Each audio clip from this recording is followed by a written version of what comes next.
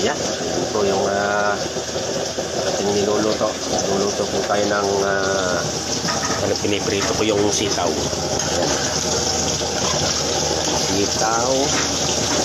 Ayan, paprito na tayo ng talong. Ayan, may tokwa. Carrots.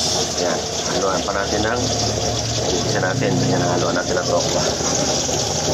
Tawag ko yan mekos-mekos. Niluluto po natin sa oyster sauce.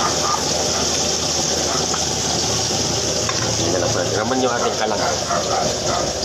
Ayan po yung ating kalan. Automatic. Automatic po yan. Ayan po siya. Pero po maganda yung kalan na yan. Ayan siya. Diyan tayo nagluluto sa kalan natin na automatic. Ano? Yun naman yun. Number 6 lang po yan. Yan yung gano'ng ganda. Napakagandang gamitin po nung kalan na ito.